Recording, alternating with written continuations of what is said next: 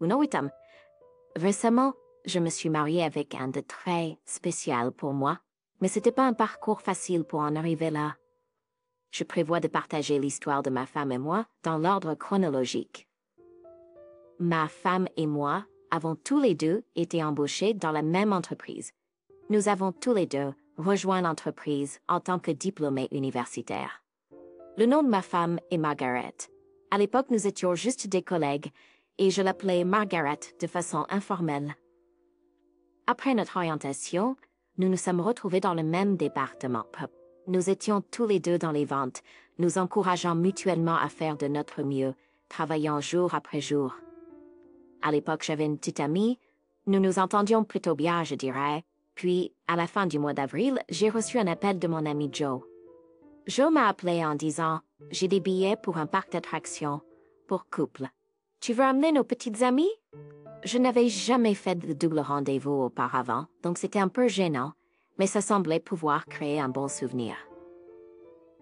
Ma petite amie est également partante, donc nous avons décidé d'y aller.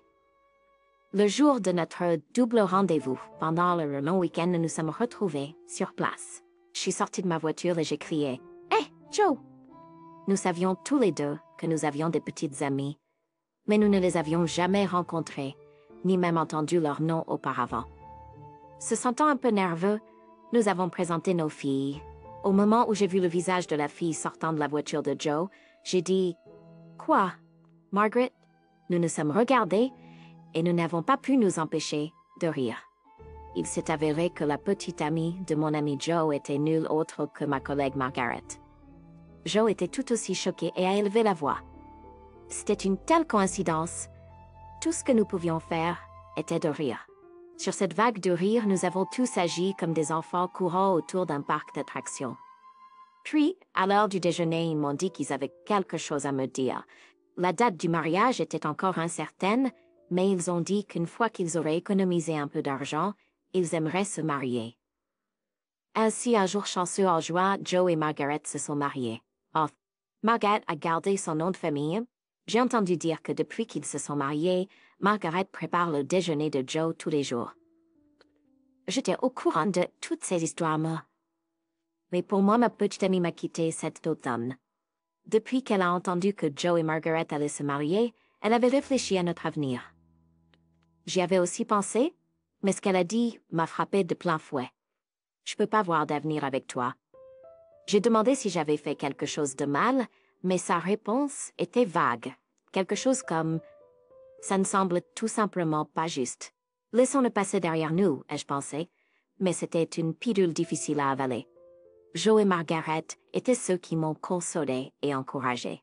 Malgré leur récente union, ils m'invitaient chez eux et me remontaient le moral avec quelques boissons. Meilleurs amis et collègues, y compris moi-même. Nous avons commencé à passer plus de temps ensemble une fois que Joe et Margaret se sont mariés. Je pensais que cette dynamique agréable durerait pour toujours.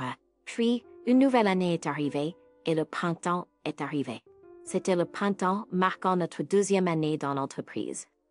Un lundi, alors que les heures de travail avaient déjà commencé, Margaret est introuvable. Est-ce qu'elle est exceptionnellement absente aujourd'hui? Juste au moment où j'allais demander à mon patron, mon téléphone a sonné. C'est un ancien ami du lycée.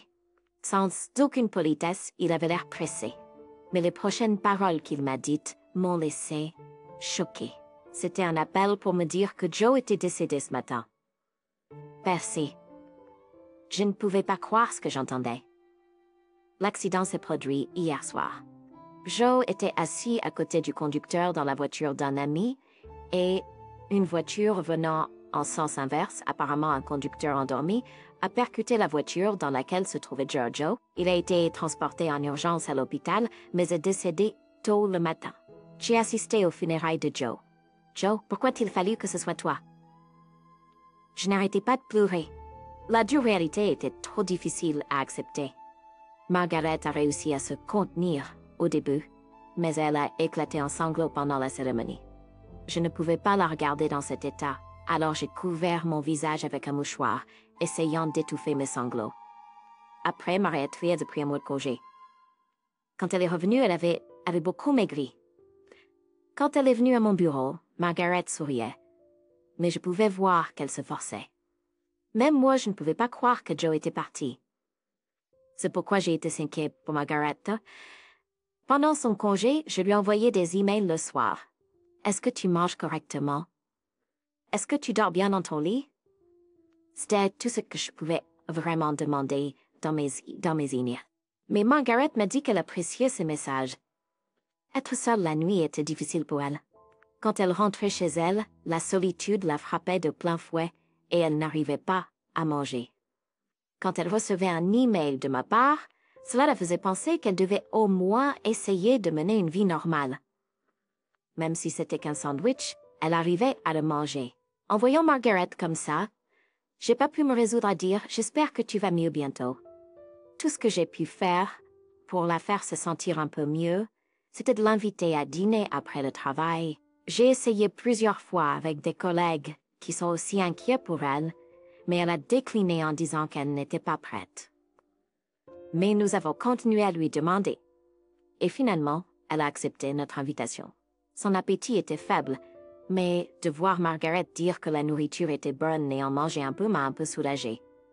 Sur le chemin du retour du dîner, comme nous habitons dans la même direction, Margaret et moi avons marché ensemble dans les rues de nuit. Puis Margaret a commencé à parler de Joe. Il est maintenant au cimetière et tout ce qui reste à la maison est son portrait. Je suis vraiment seule maintenant. Margaret a commencé à pleurer, ses larmes guibrement. Tout ce que j'ai pu faire pour elle est de lui offrir mon mouchoir et de lui frotter le dos. Sa tristesse d'avoir perdu Joe est au-delà de la mienne. Avec cette pensée, je me suis retrouvée à court de mots. Margaret avait pleuré pendant un moment, mais elle a dit ça et a recommencé à marcher. J'avais initialement prévu de ne la raccompagner qu'une partie du chemin, mais je ne pouvais pas la laisser marcher seule dans son état actuel. Alors j'ai fini par la raccompagner jusqu'à chez elle. Là, j'ai allumé une bougie en mémoire de Joe. Des photos des funérailles ainsi que des photos joyeuses de Margaret et Joe décoraient la pièce. Mes mots se sont étouffés dans les larmes. Margaret a dit ça en essuyant ses larmes. Je me demandais ce que je pouvais faire pour Margaret. Tout ce que je peux faire, c'est l'écouter et l'emmener manger. Cela semblait tellement insuffisant. Margaret avait dit qu'elle trouvait plus facile de faire face en travaillant, mais il semblait qu'elle faisait bonne figure. Pourtant, elle a réussi à passer le premier anniversaire du décès de Joe, et même si elle avait encore des moments difficiles, Margaret reprenait peu à peu le moral.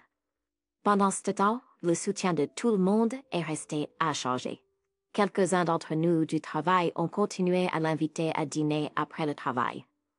J'ai continué à raccompagner Margaret chez elle. Les jours où nous rentrions tôt, j'allumais une bougie en mémoire de Joe. Je dis tout cela avec un petit rire pour détendre l'atmosphère. Le temps a passé et nous sommes arrivés au 3e anniversaire du décès de Joe. Margaret et moi étions plus impliqués que jamais dans notre travail. Les jours épuisants, nous continuions à nous détendre en allant dîner avec quelques collègues. Puis un jour, alors que je raccompagnais encore Margaret chez elle, elle m'a demandé un petit service. Une fois à l'intérieur de sa maison, j'ai changé les ampoules pour elle. Margaret a soudainement éclaté. Je suis descendue de l'escabeau, les repliés et lui ai donné. Mais à ce moment-là, nos doigts se sont effleurés légèrement et nos regards se sont croisés de manière inattendue. Le rire qui remplissait l'air entre nous s'est brusquement arrêté. Cependant, j'ai tourné les yeux comme si je ne ressentais rien. En entendant cela, nos yeux se sont à nouveau rencontrés.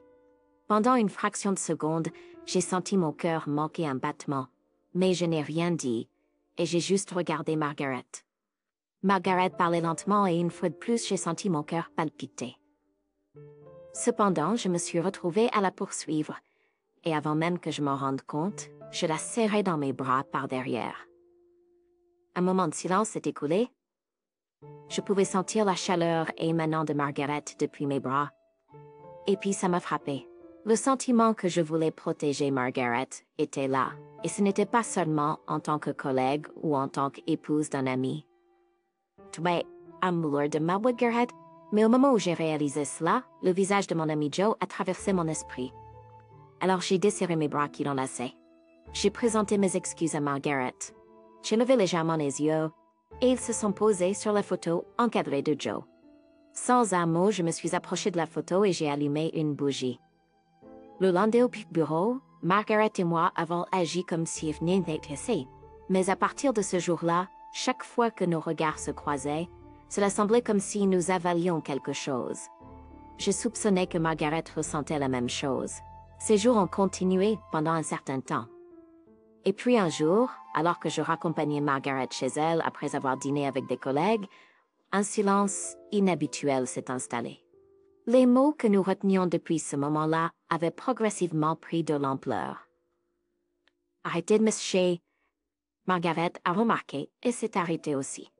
Puis, Joe Margaret se ressentait. C'était mon vrai et sincère sentiment. Elle a accepté mes sentiments. Mais ce n'était pas la fin. Pendant mon jour de congé cette semaine-là, je suis allée à un endroit précis. Je me suis tenue devant la tombe de Joe. C'était une nouvelle importante. Je voulais le dire, ici, là où se trouvait Joe. Je l'ai dit, puis j'ai baissé la tête devant la tombe de Joe. Combien de temps j'ai fermé les yeux et me suis inclinée? Je ne peux pas le dire. Soudain, j'ai senti une brise douce et chaude souffler. J'ai levé la tête et regardé la tombe de Joe demandant « Mais, pardonnes-tu » J'ai posé la question comme ça. Puis, une autre brise chaude a soufflé. Cela semblait que Joe me répondait. Ce vent chaud avait une gentillesse qui me rappelait comment Joe parlait. J'ai juré cela à Joe. Avec ça, je me suis éloignée. Une décennie s'est écoulée depuis lors. Nous venions tout juste de célébrer le 13e anniversaire du décès de Joe. Margaret et moi sommes ensemble depuis, vivant dans une relation engagée un peu comme un mariage de fait. Un jour qui est venu après cela, Margaret a soudainement dit qu'elle avait quelque chose d'important à discuter. C'était sur notre chemin de retour après avoir visité la tombe de Joe pour honorer sa mémoire. C'était devenu notre habitude de faire une pause et de se reposer dans un parc avant de rentrer chez nous après ces visites. C'est alors que Margaret est devenue sérieuse et a commencé à parler. Alors voici ça. Dans la main tremblante de Margaret se trouvait une licence de mariage. J'ai serré Margaret fort dans mes bras. J'ai joyeusement dit ça pour empêcher Margaret de pleurer davantage. J'ai serré ma tête haut et soudain, Joe, je te promets de tenir ma parole envers toi. Je suis sûre que Joe nous regarde, heureux de voir Margaret sourire. Et ainsi, nous sommes devenus un couple marié. 2 ans plus tard, une nouvelle vie est née dans notre famille. Une jolie petite fille qui ressemble à Margaret. Et le jour de la naissance de notre enfant, il y a eu une pluie de météores. C'était un jour spécial pour d'autres raisons aussi. Margaret et moi le savions. Nous ne pouvions pas nous empêcher de penser qu'il nous envoyait ses bénédictions pour une naissance en toute sécurité et notre bonheur. L'enfant est né en toute sécurité, pleine d'énergie, et elle a depuis rempli nos vies de son adorable rire, pour nous assurer que la famille que nous nous sommes engagés à protéger puisse toujours sourire. Et tout en chérissant nos proches comme ils le méritent, nous prévoyons de continuer à vivre notre vie à notre manière.